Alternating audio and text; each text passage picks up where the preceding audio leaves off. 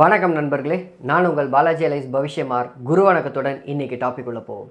இன்றைக்கி நம்ம பார்க்க போகிற டாபிக்கு எது ஜோதிடம் எது பலன். என்னை பொறுத்த மட்டும் இதுதான் இந்த டிபேட்டுகள்லாம் இருக்குது பார்த்தீங்களா, அதாவது சாரம் இருக்கா இல்லையா, நட்சத்திரம் இருக்கா இல்லையா, இந்த மாதிரியாக இருக்கக்கூடிய டிபேட்டுக்கெல்லாம் நான் போடக்கூடிய கடைசி வீடியோவாக இருக்கும். இதுக்கு மேலே நான் போட மாட்டேன். இதை நான் முன்னாடியே சொல்லிக்கிறேன். ஏன்னா இந்த வீடியோவில் ஒரு சில அறிவு கண்களை திறக்கிற மாதிரி ஒரு சில விஷயங்களை மட்டும் சொல்லிவிட்டு எது வேணும் எது வேண்டாம்ன்றதை உங்கள் கைக்கிட்டே விட்டுடுறேன், உங்களுடைய இதுகிட்டே விட்டுடுறேன். சரி, எது ஜோதிடம் அப்படின்னு கேட்டால், அதாவது ஒரு மனிதனுக்கு எதிர்காலத்தில் நடக்கக்கூடியதை ஒருவர் ஜாதகம் மூலமாக அவருடைய பிறந்த தேதி, நேரம், இடம் இது மூணும் கொடுத்து ஆனா பெண்ணான்றதை வச்சு ஒரு ஜோதிடரால் சொல்ல முடிந்தால் அது ஜோதிடம். எதுவாக வேணாலும் இருக்கட்டும். உதாரணத்திற்கு அவர் இட்லி சாப்பிட்டாரா, நாளைக்கு அவர் இட்லி சாப்பிடுவாரா, பூரி சாப்பிடுவாரா, ஒரு மாதம் கழித்து அவருக்கு என்ன ஆகும், அவருடைய திருமணம் எப்போ ஆகும், குழந்தை எப்போ பிறக்கும், அவருக்கு என்ன நோய் வரும், அந்த நோயை தீர்ப்பவர் யாராக இருப்பார், இது எதுவாக இருந்தாலும் ஒரு ஜோதிடரால் சொல்ல முடியும் என்றால் அது எதிர்காலத்தை சொல்லக்கூடிய அமைப்பில் அது ஜோதிடம் அப்படின்றத முதல்ல நம்ம புரிஞ்சுக்கணும். சரி, இதுக்கு ஒரு சில விளக்கங்கள் எல்லாமே கொடுத்துட்றேன். என்ன அப்படின்னு பார்த்தோன்னா, பேசிக்காக பெரும்பாலும் எதுக்கு வரும், என்னென்ன செய்கிறோம் நம்ம ஒரு ஜோதிடர்கிட்ட பெரும்பாலும் வரக்கூடியவர்கள் எதுக்காக வராங்க, எப்போ வேலை கிடைக்கும், எப்போ பணம் கிடைக்கும், எப்போ எனக்கு கல்யாணம் நடக்கும், எப்போ குழந்தை பிறக்கும், அதுக்கப்புறம் நோய் அமைப்புகளை கடைசியாக வச்சுக்கோங்க. ஏன்னா பெரும்பாலும் நோய்க்கு வரமாட்டாங்க. 10 அல்லது 100 ஒரு ஜாதகம் நோய்க்காக வரும். நான் சொல்கிறது புரியுதுங்களா, 100 ஒரு ஜாதகம். அதுக்கப்புறம் ரெகுலராக எப்போ விவாகரத்து, நான் சேர்ந்துட்டோம் ஆனால் பிரச்சனையில் இருக்கும், விவாகரத்து எப்போ நடக்கும், விவாகரத்து ஆகிவிட்டது ஆனால் பாருங்கள் 2 பேருக்கும் மனசு பிடிச்சிருச்சு ஆனால் நாங்கள் திரும்பி சேர்ந்து வாழணும்னு ஆசைப்படுறோம், இந்த மாதிரியாக குழந்தை என்னுடன் இருக்குமா, இந்த மாதிரியான ஒரு சில விஷயங்களுக்கு நம்ம பெரும்பாலும் ஜோதிடம் வருது பார்க்குறாங்க. இதுதான் உண்மையான ஒரு சில விஷயம். ஆனால் இதிலேயே இன்னும் நிறைய அமைப்புகள் உள்ளே இருக்குது. இதை நம்ம ஒரு 2-3 கண்ணோட்டத்தில் பார்க்கணும். அது அந்த கண்ணோட்டத்துக்கு உங்களுக்கு நேரோ மைண்டாக இல்லாமல் கொஞ்சம் ப்ராட் மைண்டாக நீங்களும் யோசிக்க கற்றுக்கங்க. உதாரணத்திற்கு நான் இப்போ சொன்னதை மட்டும் பார்க்குறீங்கன்னு வச்சுப்போம். இப்போ நான் சொன்னதை மட்டும் பார்க்குறீங்கன்னா சர்வ நிச்சயமாக உங்களுக்கு அதுக்கு சாரம் வேணுமா அப்படின்னு கேட்டால் வேண்டாம், நட்சத்திரம் வேணுமான்னு கேட்டால் வேண்டாம். ஆனால் சில சமயத்தில் ஆமாம், அதுக்கு சாரமும் வேணும், நட்சத்திரமும் வேணும் சில சமயத்தில். ஓகே, அது எப்போ அப்படின்னு சொல்லக்கூடிய அமைப்பில் சில சமயத்தில் பார்த்தீங்கன்னா கலத்திர தோஷம், சுக்கிரனால் கொடுக்கக்கூடிய கலத்திர தோஷம் அப்படின்னு ஒன்று இருக்குது. பொதுவாகவே ஜாதகத்தில் ஜோதிடம் அறிந்தவர்களுக்கு சுக்கிரனும் கேதுவும் சில சமயத்தில் சேர்ந்து இருக்கும் பொழுது கேது சுக்கிரனுடைய உயிர்காரகத்துவத்தை கொஞ்சம் நீர்க்கடிப்பார் அப்படின்றது உண்மை. சுக்கிரனும் கேதுவும் சேர்ந்திருக்கும் போது, அதே மாதிரி சுக்கிரன் கேதுவோடைய சாரத்தில், கேதுவோடைய நட்சத்திரத்தில் இருக்கும் பொழுது அந்த அமைப்புகளை சற்று குறைத்து செய்வார் அப்படின்றது ஒரு அமைப்பு இருக்குது.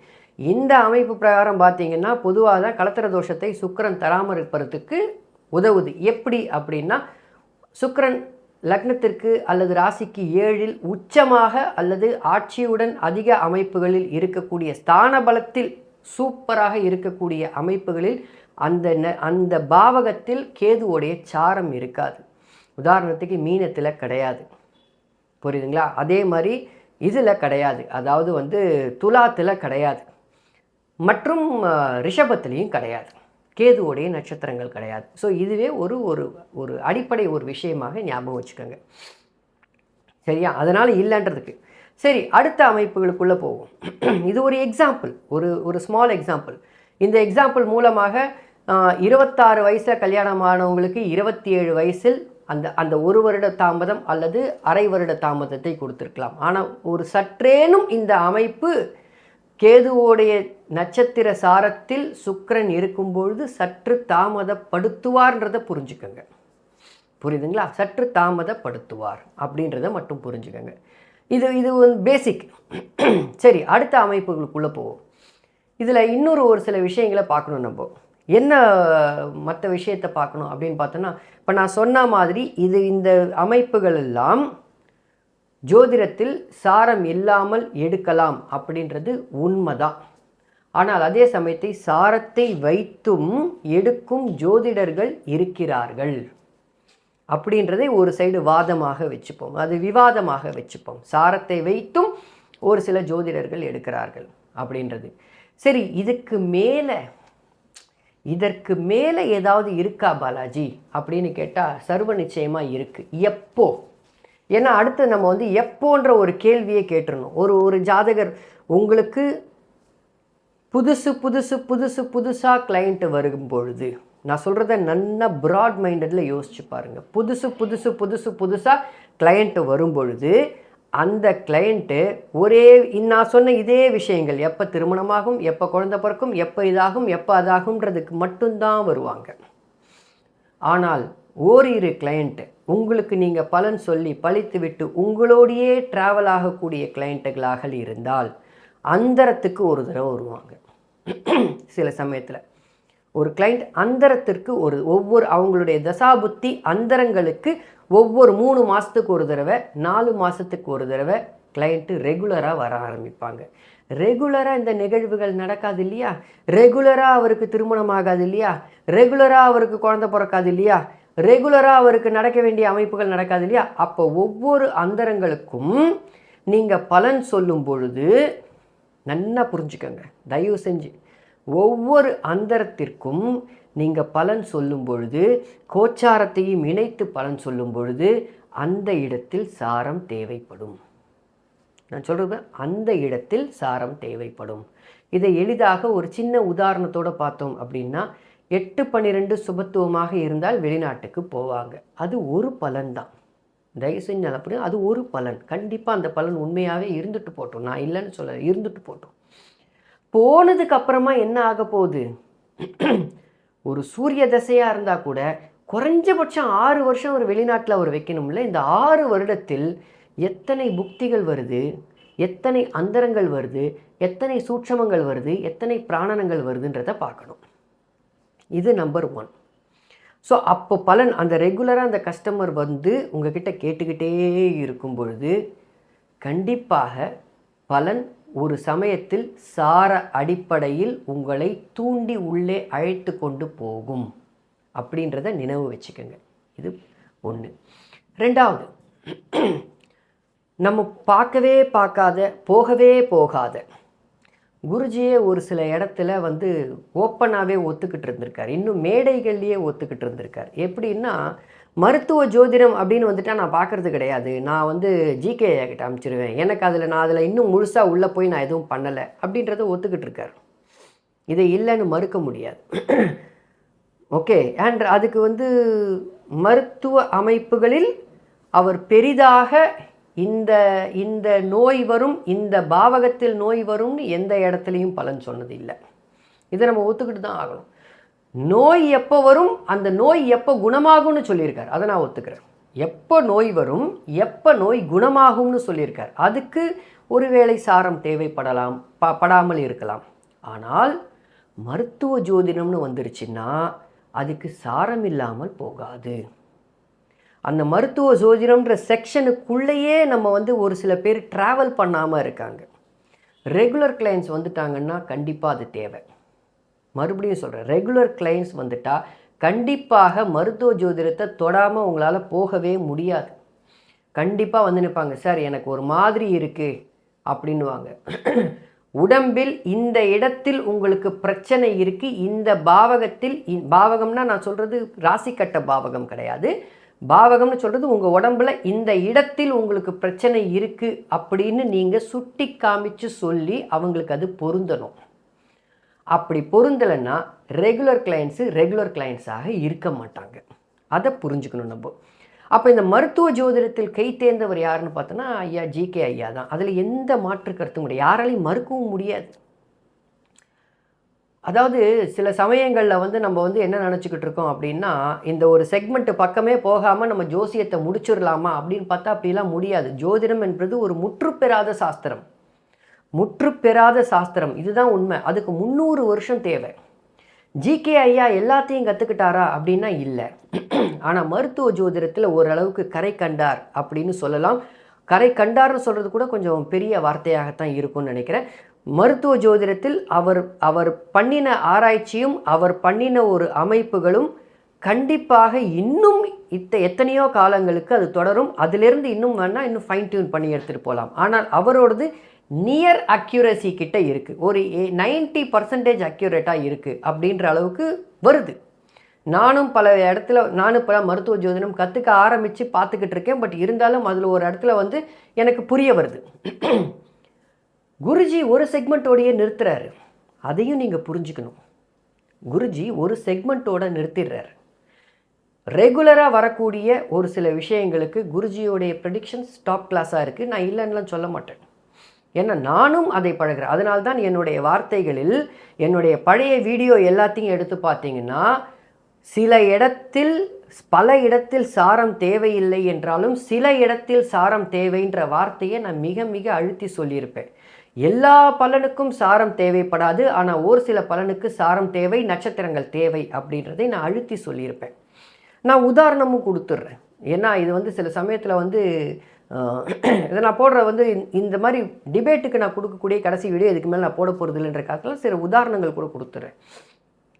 அப்போ மருத்துவ ஜோதிடம் அப்படின்னு வரும்பொழுது மருத்துவ ஜோதிடத்தில் ஒரு ஒரு ஒரு ஒரு ஏதாவது ஒரு விதியை எடுத்துப்போம். ஓகே, சரி, கேன்சர். ஓகே, சர்க்கரை நோயின்னு எடுத்துப்போம், இல்லை கேன்சர்னு எடுத்துப்போம். இந்த சர்க்கரை நோய் அப்படின்னு பார்த்தோம் அப்படின்னா, சர்க்கரை நோய்க்கு மிக பெரிய காரகன் யாராக வருவார்னா எல்லாருக்கும் தெரியும், சுக்கிரன். அதே மாதிரி கிட்னிக்கும் சுக்கிரன் காரகமாக வருவார். கிட்னிக்கும் சுக்கிரன் தான் காரகன், சர்க்கரை நோய்க்கும் சுக்கிரன் தான் காரகனாக வருவார். அப்போது இந்த சுக்கிரன் லோ டிகிரியில் இருக்கும் பொழுது, எல்டியில் இருக்கும் பொழுது, எல்டினா லோ டிகிரி, அதாவது 0, 1, 2 இதுக்குள்ளே அந்த ராசி கட்டத்தில் இருக்கும் பொழுது, அந்த சுக்கிரன் நின்ற நட்சத்திரம் எந்த நட்சத்திரத்தில் இருக்கோ அதை வைத்து தான் கிட்னியா இல்லை சர்க்கரையான்றது ஒரு சில இடத்துல தீர்மானம் ஆகும். இதுதான் உண்மை. புரியுதுங்களா?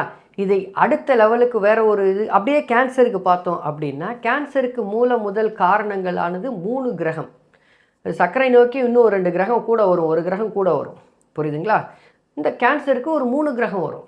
அது என்ன அப்படின்னு பார்த்தோம்னா, சூரியன், செவ்வாய் மற்றும் குரு. இந்த 3 கிரகமும் ஒன்று கூடி இருக்கும்பொழுது 2 பேர் ஒன்றா சேர்ந்து ஒருத்தரை பார்க்கும்பொழுது, எது எப்படி வேணாலும் வச்சுக்கோங்க. குருவும் சூரியனும் சேர்ந்து இருக்காரு. குருவை சூரியன் அஸ்தமனம் பெய்திருக்கார், ஆனால் செவ்வாயோடைய பார்வையில் இருக்கார். இது ஒரு அமைப்பு. இந்த மாதிரி நேரடி தொடர்புகளில் 3 பேரும் இருக்கும் பொழுது அந்த இடத்தில் சாரம் தேவைப்படாமலேயே அந்த மருத்துவ ஜோதிடத்தில் அந்த அமைப்புகள் பொருந்தி வரும். நல்லா புரிஞ்சுக்கோங்க, சாரம் தேவைப்படாமல் மருத்துவ ஜோதிடத்தில் அந்த அமைப்பு பொருந்தி வரும். கேன்சர் அமைப்புகள், அதாவது உடனே அவங்களுக்கு அந்த மாதிரி இருக்கிற ஜாதகத்துக்கு கேன்சர் வந்துருமானா இல்லை. ஆனால் அவர் குடும்பத்தில் கண்டிப்பாக அவருடைய பரம்பரையில் யாராவது ஒருத்தருக்கு கேன்சர் இருக்கும். ஆனால் அதே சமயத்தில் நமக்கு அந்த டிஎன்ஏயை கேரி பண்ணக்கூடிய நமக்கு அந்த செல்ஸுக்கு இருக்கும். தசாபுக்தி சரியாக வரும் பொழுது அதை ஆக்டிவேட் பண்ணி விட்டுரும். ஆனால் அதே சாரம் தேவைப்படாத அந்த அமைப்புகளில் ஒரு உதாரணத்துக்கு புரட்டாதி நட்சத்திரத்தில் குருவோடைய நட்சத்திரம், புரட்டாதி நட்சத்திரன்றது குருவோடைய நட்சத்திரம். புரட்டாதி நட்சத்திரத்தில் சூரியனும் செவ்வாயும் இருக்கும் பொழுது குருவோடைய கனெக்ட் அங்கே தான் வருது. அந்த குரு எங்கே இருக்கார்ன்றது ஒரு அமைப்பு. இவங்க 2 பேரையும் பார்க்காம இருக்கலாம், தொடர்பு கொள்ளாமல் இருக்கலாம், அவர் வேற எங்கேயோ இருப்பார். ஆனால் அந்த ஜாதகருக்கும் கேன்சர்ன்ற அமைப்புகள் தொடர்ந்து இருக்கும் வாய்ப்புகள் உண்டு. அதே மாதிரி சூரியனும் செவ்வாயும் சேர்ந்திருந்து சில சமயத்தில் வந்து இவங்க 3 பேருமே சேர மாட்டாங்க. சூரியனும் சரி, செவ்வாயும் சரி, குருவும் சரி, 3 பேருமே சேர மாட்டாங்க. ஆனால் சூரியன் பூரட்டாதி நட்சத்திரத்திலும், குரு வந்து இந்த நட்சத்திரத்திலும், சித்திரை நட்சத்திரத்திலும், புரியுதுங்களா? செவ்வாய் வந்து கார்த்திகை நட்சத்திரத்திலும் உட்கார்ந்துட்டு இருக்கும்போது ஒவ்வொருக்கொருவர் அந்த நட்சத்திர தொடர்புகள் உருவாகும். அதன் அடிப்படையிலையும் வரும். இது எல்லாம் நட்சத்திர சார அடிப்படையில் அந்த கிரகத்தோடைய கனெக்டை வச்சு மருத்துவ ஜோதிடத்துக்குள்ளே இருக்கக்கூடிய ஒரு சில விதிகள். இதுதான் சொல்ல, இதை மாதிரி இன்னும் ஏராளமாக இருக்குது, ஏராளமாக இருக்குது. அப்போது இதை தெரிந்து கொள்வதும் ஜோதிடம்தான். நான் சொல்கிறது, இதை தெரிந்து கொள்வதும் சர்வ நிச்சயமாக ஜோதிடம்தான். ஒரு ஜோதிடர் வருவார், ஜாதகத்தை பார்க்குறாரு, ஏம்மா உங்களுக்கு உடல் நலம் சரியில்லையே, பிற்காலத்தில் கேன்சர் வரக்கூடிய அமைப்புகள் இருக்கே, பிற்காலத்தில் சர்க்கரை நோய் வரக்கூடிய அமைப்புகள் இருக்கே, பிற்காலத்தில் உங்களுக்கு வந்து கல்லீரல் பாதிக்கக்கூடிய அமைப்புகள் இருக்குதே, உங்களுக்கு ஒற்றை தலைவலி இருக்குதே. ஒற்றை தலைவலிக்கும் அந்த மாதிரி தான், சூரியன் சனி, ஒற்றை தலைவலி வரக்கூடிய அமைப்புகள் இருக்குதே. இந்த மாதிரி இருக்குன்னு சொல்லும்போது ஆமாம் என்று அந்த வாடிக்கையாளர்கள் சொல்லிவிட்டால் உங்களுடைய சாரம் வழியாக எடுத்த விதிகள் கரெக்ட் அப்படின்றது உருவாகுது. நான் சொல்கிறது புரியுதுங்களா? சாரம் வழியாக, நட்சத்திரம் வழியாக எடுத்த விதிகள் கரெக்டுன்றது உருவாகுது. அப்போது இங்கே எங்கே சாரம் தேவைப்படுது, எங்கே நட்சத்திரம் தேவைப்படுது, எதுக்கு நட்சத்திரம் தேவைப்படுது, எதுக்கு சாரம் தேவைப்படுதுன்ற அடிப்படைக்குள்ளே நம்ம வரணும். இது ஒரு செக்மெண்ட். ஓகே, இது மருத்துவ ஜோதிடத்துக்குள்ளே வரக்கூடிய ஒரு செக்மெண்ட். சரி, அடுத்த செக்மெண்ட்டையும் நான் சொல்லிடுறேன். சில சமயத்தில் நான் கொஞ்சம் எனக்கு நான் உண்மையிலேயே நான் வந்து ஒரு சில சமயத்தில் கொடுத்து வைத்தவர் அப்படின்னு சொல்லலாம். எனக்கு குருஜி வந்து ஒரு மிகப்பெரிய ஆசான், என்னுடைய முதன்மை ஆசான் குருஜி. எனக்கு வந்து 2வது ஜிகே ஐயாவும் என்னுடைய ஆசான். திரு கோபு ஐயா, ஜோதிட சித்தன், ஈரோடு கோபு ஐயா, அவரும் எனக்கு ஒரு ஆசான் தான். ஒரு சமீபத்தில் சொல்ல மாட்டேன், ஒரு 4-5 மாதத்துக்கு முன்னாடி ஏதோ ஒரு காரணத்துக்காக நான் அவருக்கு ஃபோன் பண்ணி அவர்கிட்ட பேசிகிட்டு இருக்கும்போது ஒரு டவுட்டு கேட்டேன். சார், இந்த ஜாதகத்தில் வேறு ஏதோ ஒரு ஜாதகம், அந்த ஜாதகத்தில் எனக்கு இந்த மாதிரியான ஒரு சந்தேகம் இருக்குது சார் எனக்கு அப்படின்னு டவுட்டு கேட்கும் பொழுது, இவருக்கு இந்த மாதிரியான நோய் வந்திருக்கும். அவர் சொன்ன பதில் என்னால் மறக்கவே முடியாது. இந்த மாதிரியான நோய் வந்திருக்கும், அந்த நோயை தீர்க்கக்கூடியவர் டாக்டர் இருக்கார் பார்த்தீங்களா, டாக்டர் பேர் வந்து சுக்கிரனுடைய பேராக இருக்கும். சுக்கிரன் 12ஆம் வீட்டில் இருப்பதால் காமேஸ்வரன், மோகன்குமார், இந்த மாதிரியான சுக்கிரன் தொடர். ஏன்னா 12ஆம் வீடு காமத்தை கொடுக்கக்கூடிய வீடு, மற்றும் சுக்கிரனும் காமத்தை கொடுக்கக்கூடிய கிரகம். மோகனம் அப்படின்றதே பார்த்தீங்கன்னா ஒரு விதத்தில் காமத்தையோடைய அமைப்பு தான். ஸோ அப்போ மோகன்குமார் இந்த மாதிரியான பேர்களில் இருந்த இவராக தான் இருக்கணும்னு சொல்லும்பொழுது அதை நான் பேக் ட்ராக் பண்ணி நான் ரெஃபர் பண்ணி கேட்கும்போது ஆச்சரியப்பட்டு போட்டேன். ஆமான்னாங்க, இந்த டாக்டர் தான் எனக்கு தீர்த்து வச்சேன்னு சொன்னாங்க. அப்போது நீங்கள் அதை அவர் எப்படி எடுத்தார்னா, இந்த கிரகம் தொடர்பு, இந்த இடத்துல சாரத்துடைய அமைப்பு தொடர்புன்னு சொன்னார். ஸோ ஆக இதுவும் சரியாக வருது. அப்போ எது ஜோதிடம்? நம்ம வந்து பெரும்பாலும் நம்ம பார்க்கக்கூடிய பலன்களாக, கல்யாணம் ஆகுதா, வீடு கட்ட போகிறானா, இது கட்ட போகிறானா, அது கட்ட போகிறானா, எனக்கு பணம் வருதா, நஷ்டமாகுதா, விவாகரத்து வருதா, இல்லை குழந்தை பிறக்க போதா, அப்படின்ற அந்த காமனாக இருக்கக்கூடிய செக்மெண்ட்டுன்னு சொல்லுவோம் தெரியுமா.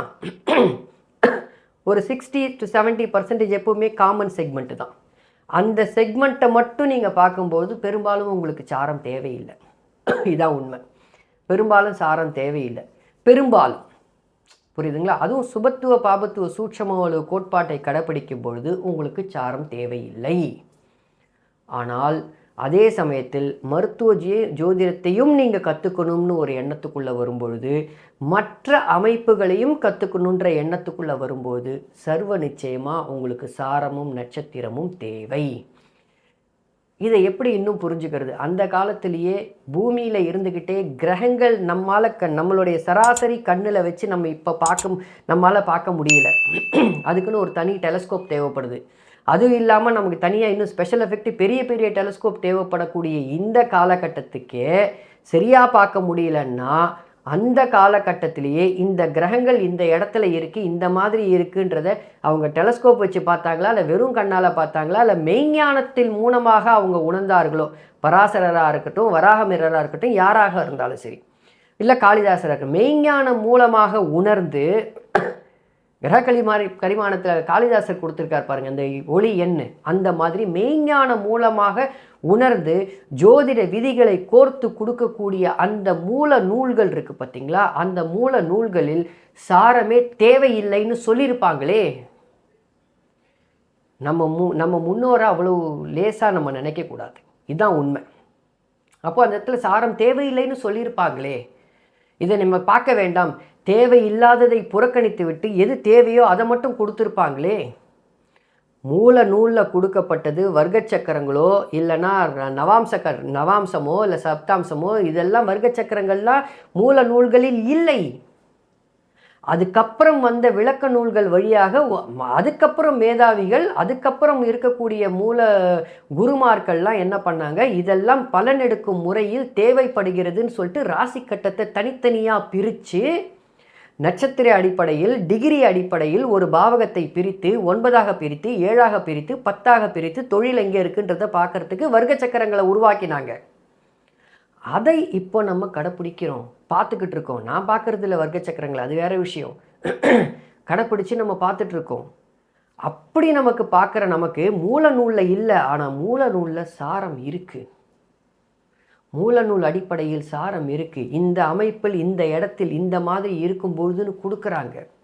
ஸோ அப்போ அந்த மூல நூல்களில் இருப்பது சாரம் இருப்பது எதற்காக அவங்க நேரடியாக சொல்ல மாட்டாங்க.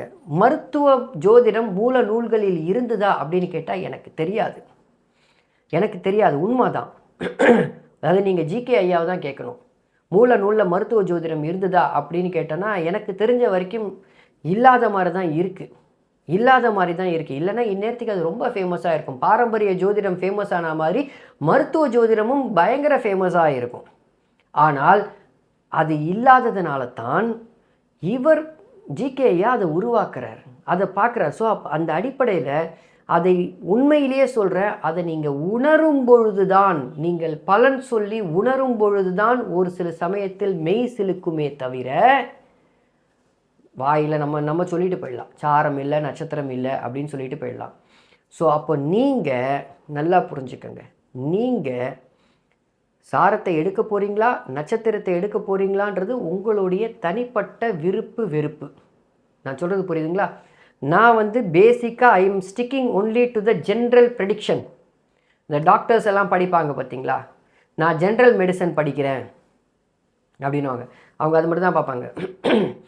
ஓகே, ஜென்ரல் மெடிசன் படிக்கிறவங்க எல்லாத்தையும் படிக்கணும், நல்லா புரிஞ்சுக்கோங்க. ஜென்ரல் மெடிசன் படிக்கிறவங்க எல்லாத்தையும் தலையிலேருந்து கால் வரைக்கும் எல்லாத்தையும் சரி பண்ணி தெரிஞ்சு கொள்ள வேண்டிய அமைப்புகளுக்கு வரணும். ஆனால் இதுவே ஒரு சில சமயத்தில் கைனகாலஜிஸ்ட் அப்படின்னு ஸ்பெஷலைஸ் பண்ணுறாங்க பார்த்தீங்களா, அந்த கைனகாலஜிஸ்ட்டு ஸ்பெஷலைஸ் பண்ணும்பொழுது அவங்கக்கிட்ட போய் சார் தலையில் எனக்கு மூளையில் ஏதோ பிரச்சனை இருக்குன்னா போய் மூளை டாக்டரை பாருன்னு சொல்லிவிடுவாங்க, நியூரோ சர்ஜனை பாரு, நான் கைனகாலஜிஸ்ட்டுன்னு சொல்லிவிடுவாங்க. அந்த மாதிரி தான் நீங்கள் உங்களுடைய பலன் சொல்லும் முறையில் வெறும் ஒரு சில செட் ஆஃப் செக்மெண்ட்ஸு ரெகுலராக வரக்கூடிய ஒரு 50-55% 60% பலனை சொல்லவே மட்டும் நீங்கள் ஸ்பெஷலைஸ் பண்ணிக்கிறதாக இருந்தால் மற்ற அமைப்புகள் தெரியாது. சரி, இதை எப்படி இன்னும் புரிஞ்சுக்கிறது? மனிதன் பார்க்கக்கூடிய ஒரு அமைப்பு அப்படின்ருக்கு. நமக்கு இப்போ கண்ணால் பார்க்குறோம் பார்த்தீங்களா, நம்ம பார்க்குறதும் விலங்குகள் பார்க்குறதுக்குமே வித்தியாசம் இருக்குது. நாய்க்கு பேய்கள்லாம் தெரியும், ஆவி அமைப்புகள் தெரியும் அப்படின்னு சொல்லுவாங்க. பூனைக்கு தெரியும்னு சொல்லுவாங்க, அது கேட் ஐஸ் அப்படின்வாங்க. ஏன்னா நம்ம பார்க்குறது ஒரு விதம், பூனை எல்லாமே குவாட்ஸ் மாதிரி பார்க்கும், கிறிஸ்டல்ஸ் அண்ட் குவாட்ஸ் மாதிரி பார்க்கும். அதன் அடிப்படையில் நம்ம பார்க்குறது பார்த்திங்கன்னா 390 ஹெர்ட்ஸிலிருந்து 800 டெராஹெர்ட்ஸ் வரைக்கும் தான் நம்மளுடைய கண் பார்வை பார்க்க முடியும். அந்த வெளிச்சம் தான் நம்மளால் ஏற்றுக்கொள்ள முடியும். 390க்கு கீழே போயிடுச்சுன்னா அந்த வெளிச்சம் உங்களால் ஏற்றுக்க முடியாது, பார்க்கவே முடியாது. இட் இஸ் ஜீரோ, பிளாக்னு அர்த்தம் நமக்கு. இதுக்கு மேலே போயிடுச்சுன்னா அதிக வெளிச்சம் நம்மளால் பார்க்க முடியாது. அதே மாதிரி தான் காதில் கேட்பது 20 ஹெர்ட்ஸ்லேருந்து 20,000 ஹெர்ட்ஸ் வரைக்கும் தான் உங்களால் கேட்க முடியும்.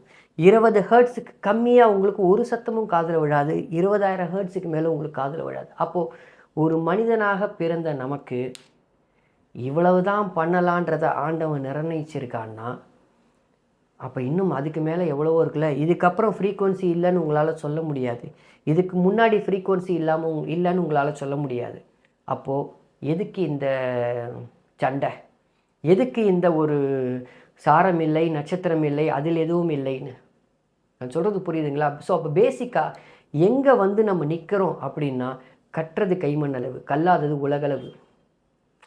இது நம்ம புரிஞ்சிக்க தவிர்க்கிறோம். ஜென்ரல் இந்த ஒரு செட் ஆஃப் ஒரு 8லேருந்து இல்லை 10 அமைப்புகள் எப்போ பிரச்சனை ஆகும், எப்போ நோய் வரும், எப்போ நோய் தீரும், அதையும் வேணாலும் சேர்த்துக்கங்க. ஆனால் என்ன நோய் வரும், எந்த இடத்தில் நோய் வரும்ன்றது சொல்லலை, இன்னும் குருஜி சொல்லலை. இதுதான் உண்மை. கிட்டத்தட்ட 2500 வீடியோ போட்டார். நான் ப்ரீமியம் ஃபாலோவராக கூட இருந்தேன். அதில் கூட போய் பாருங்கள், ஒரே ஒரு இடத்துல கேன்சர் பற்றி சொல்லியிருப்பார் நினைக்கிறேன். கேன்சர் பற்றி சொல்லியிருப்பார், ராகு அப்படின்னு வந்துட்டாலே தோல் அப்படின்னு சொல்லியிருப்பார். இதெல்லாம் நானும் ஃபாலோ பண்ணிட்டு தான் இருந்தேன். ஆனால் அதையும் தாண்டி மருத்துவ ஜோதிடம் பயங்கரமாக இருக்குது.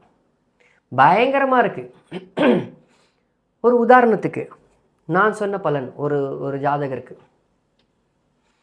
எல்டியில் சுக்கிரன் இருந்ததுன்னு நினைக்கிறேன். ஆமாம், எல்டியில் சுக்கிரன் இருந்தது. ஒரு ஜாதகருக்கு நான் சொன்ன பலன் அது அவயோக நட்சத்திரத்தில் இருந்தது. அந்த சுக்கிரன் அவயோக நட்சத்திரத்தில் இருந்ததுனால சுக்கிரனுக்கு காரகம் புளிப்பு. சுக்கிரனுக்கு காரகம் புளிப்பு. அந்த ஜாதகர்கிட்ட நான் சொன்னேன், சார் உங்களுக்கு புளிப்பு ஆகாது, அதனால் உங்களுக்கு ஏற்கனவே வயிற்றில் பிரச்சனை இருக்குது, புளிப்பு ஆகாது, நீங்கள் சாப்பிட்டீங்கன்னா உங்களுக்கு புளிப்பு சாப்பிட்டீங்கன்னா வாந்தி வந்துடும் அப்படின்னு சொன்னோன்னே, சார் எனக்கு இதுவும் ஒரு கேள்வியாக இருந்தது, எனக்கு எதை சாப்பிட்டாலும் வாந்தி வருது அப்படின்னு இதுவும் எனக்கு ஒரு கேள்வியாக இருந்தது அப்படின்னு நான் சொல்கிறது ஒரு வருஷம் இருக்கும்னு நினைக்கிறேன். 1 வருஷம் 1.5 வருஷம் முன்னாடி இருக்கும். வாந்தி வருது அப்படின்னோடனே நான் சொன்னேன், சார் நீங்கள் ஜென்ரல் போய் ஒரு அலர்ஜி டெஸ்ட்டுன்னு ஒன்று இருக்கும், அதை போய் எடுத்துக்கங்க, அவங்களே சொல்லிவிடுவாங்க உங்களுக்கு எது அலர்ஜின்றது சொல்லிவிடுவாங்க அப்படின்னு சொல்லி அனுப்பிட்டேன்.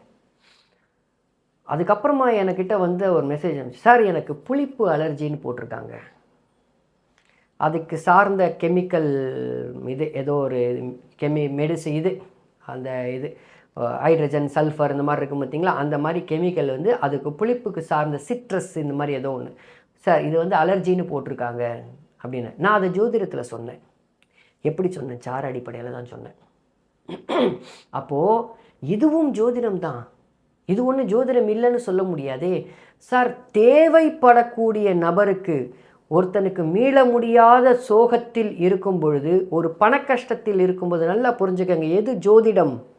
பண கஷ்டத்தில் இருக்கும் பொழுது, சார் உங்களுக்கு இந்த பணம் சேர்ந்துடும் உங்களுக்கு அப்படின்னு சொல்லி அந்த பணம் சேர்ந்தால், அது எந்த அடிப்படையில் சொல்கிறீங்களோ சரி, எந்த விதியின் கீழே குருஜியை ஃபாலோ பண்ணி சொன்னாலும் சரி, ஜிகே அப்பா ஃபாலோ பண்ணி சொன்னாலும் சரி, யாரை ஃபாலோ பண்ணி சொன்னாலும் சரி, இந்த அமைப்புகளுக்கு உங்களுக்கு இந்த இதில் உங்களுக்கு பணம் வந்துடும் சொல்லி அந்த பணம் வந்துவிட்டது என்றால் அது ஜோதிடம். ஒருத்தருக்கு மீள முடியாத பணம் இருக்கிறவனுக்கு, நல்லா புரிஞ்சுக்கோங்க, பணம் இருக்கிறவனுக்கு பணத்தை தவிர மிச்சம் எல்லாம் பிரச்சனை. பணம் இல்லாதவனுக்கு பணமே பிரச்சனை. இது உள்ளே வந்தால் தான் உங்களுக்கு புரியும். பணம் இருக்கிறவனுக்கு நல்லா புரிஞ்சுங்க, நல்ல பணங்காசு எல்லாம் இருக்குது, அவங்களுடைய கேள்வி எதுவுமே பணத்தை பற்றி இருக்காது. அவங்களுடைய கேள்வி தன்னுடைய உடம்பை பற்றி மட்டுமே இருக்கும், மனதை பற்றி மட்டுமே இருக்கும். அந்த உடம்பையும் மனதை பற்றி மட்டுமே இருக்கக்கூடிய ஒரு சில சமயத்தில் எங்கே பிரச்சனை இருக்குன்னு சொல்ல வேண்டியது ஒரு ஜோதிடருடைய கடமை. அந்த கடமையிலேருந்து தவற முடியாது. உடனே எனக்கு பவிஷ்யமாக இருக்குது, பாலாஜிக்கு எல்லாம் தெரிஞ்சிச்சா, அவருக்கு ஜோசியத்தை கரைச்சி குடிச்சிட்டாரா? சத்தியமாக இல்லை. நான் கரையிலேயே தான் இருக்கேன். இன்னும் எனக்கு ஒரு 15-16 வருஷம் எக்ஸ்பீரியன்ஸ் இருந்தாலும் கரையிலேயே தான் இருக்கேன். இன்னும் எனக்கு 270 வருஷம், 75 வருஷம், 80 வருஷம் இன்னும் ட்ராவல் பண்ணால் தான் எனக்கு ஓரளவுக்கு ஜோசியம் தெரியும். அது வரைக்கும் உயிரோடு இருக்க மாட்டேன், அது வேறு விஷயம். அப்போது but I will try to be humble. எல்லாம் ஜோதிடம், எல்லாமே ஜோதிடம், எதிலுமே ஜோதிடம் இருக்குது, எதுவும் ஜோதிடம். ஒரு ஜாதக கட்டத்தை வச்சுட்டு ஒரு ஜாதக கட்டத்தில் பிறந்த தேதி, நேரம், இடம் மற்றும் ஆணா பெண்ணான்றதை வச்சுட்டு இந்த ஜாதகருக்கு புளிப்பு ஒத்துக்காது, இந்த ஜாதகருக்கு புளிப்பு சாப்பிட்டா வாந்தி வரும், இந்த ஜாதகருக்கு பணம் வந்துடும், இந்த ஜாதகருக்கு திருமணம் இப்பமாகும், இந்த ஜாதகருக்கு இந்த பாகத்தில் கல்லீரல் உங்களுக்கு பாதிக்கப்படும், அதனால் உங்களுக்கு மருத்துவ உதவி தேவைன்னு சொல்கிறதும், அந்த ஜாதகத்தை பார்த்து அந்த மருத்துவ உதவிக்கு உங்களுக்கு காமேஸ்வரன்ற ஒரு டாக்டர் தான் வந்து குணப்படுத்துவார்னு சொல்கிறதும் ஜோதிடம்தான். இதை ஒத்துக்கொண்டாலும் சரி, ஒத்துக்கொள்ளவில்லை என்றாலும் சரி, அது ஜோதிடம்தான். புரியுதுங்களா? இதை புரிந்து கொள்வோம். இதை புரிஞ்சுக்கிட்டோன்னா சண்டையே வராது, எந்த மனக்கலக்கமும் இருக்காது, பிரச்சனையும் இருக்காது. ஸோ ஆக இந்த ஃப்ரீக்வன்சிக்குள்ளே வெறும் ஸ்டீரியோ செட்டான பலன்களை மட்டும்தான் நீங்கள் தெரிஞ்சுக்க போகிறீங்களா? அதை தெரிஞ்சுக்கிறதுக்கு எந்த சாரமும் தேவையில்லை, உங்களுக்கு நட்சத்திரமும் தேவையில்லை. பெரும்பாலான 50-60% நீங்கள் சொல்லிடலாம். அதுக்கு மேலே போகணும் என்றால் கண்டிப்பாக தேவை. அதை நம்ம இப்போவே ஆரம்பித்தாதான் இன்னும் மீதம் இருக்கக்கூடிய நம்ம வாழ்நாளில் மீதம் இருக்கக்கூடிய காலகட்டத்தில் ஓரளவுக்காவது ஒரு 2% நம்மளால் தெரிஞ்சுக்க முடியும் அப்படின்னு சொல்லி அடுத்த பதிவில் பார்ப்போம். நன்றி நண்பர்களே.